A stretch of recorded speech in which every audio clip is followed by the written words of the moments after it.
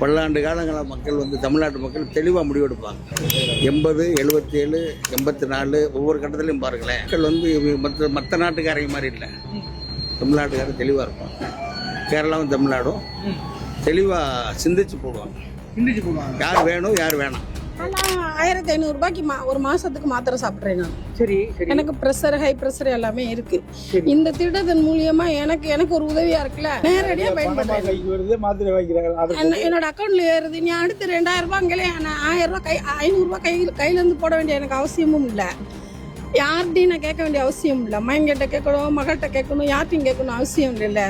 அதோட முதியோர்களுக்குமே நான் வேலைக்கு போகிறப்ப எனக்கு ரொம்ப ஃப்ரீ பஸ்ஸு வந்து ரொம்ப உதவியாக இருந்துச்சு. ஏன்னா நான் இல்லைன்னா 4 பஸ்ஸு மாறி போகிற மாதிரி இருந்துச்சு. இங்கேருந்து உசிலம்பட்டி போகணும் அப்படின்றப்ப வந்து அதிகபட்சமாக எனக்கு பஸ் காசே நான் வேலை பார்க்குறதுல அதிகமான தொகை வந்து பஸ்ஸுக்கே நான் செலவு பண்ணுற மாதிரி இருந்துச்சு. ஃப்ரீ பஸ் வந்ததுலேருந்து அதுவே எனக்கு அதிகமாக பண சேமிப்புக்காக உதவியாக இருந்துச்சு. அது போக ரகுபாலாஜி அண்ணன் இளைஞர்ன்றனால ரொம்ப ஆதரிக்கிறோம்.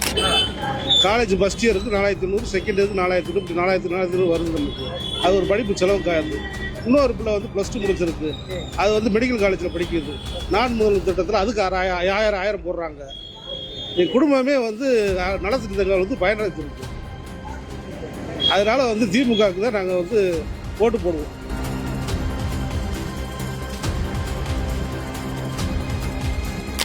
வந்து 2 பேருக்குமே போட்டிகள் சரி. திமுகவும் சரி, டிவிகவும் சரி, இந்த 2ல வந்து எதுவுமே நல்லாட்சி பெற்றா நல்லா இருக்கும்னு நான் நினைக்கிறேன். வர்றதுக்கான வாய்ப்பு யாரு இருக்கு? திமுக மறுபடியும் வரும் வாய்ப்பு இருக்கு. வாய்ப்பு நன்றாக உள்ளது. பறவையில் எப்படி இருக்கு?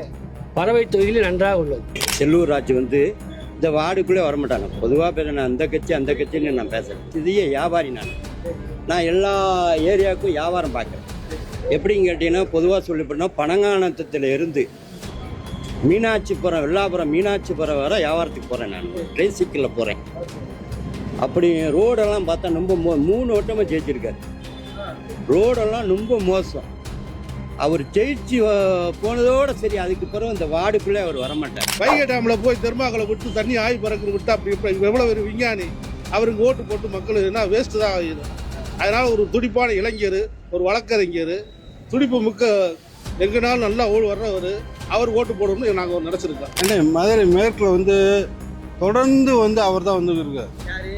செல்லூர் ராஜ். ஆமா, 2 முறை அமைச்சர், 1 முறை எம்எல்ஏ. இன்னுமே அவர் தான் வருவார். இன்னும் அவர் வரா? எப்படி சொல்றீங்க?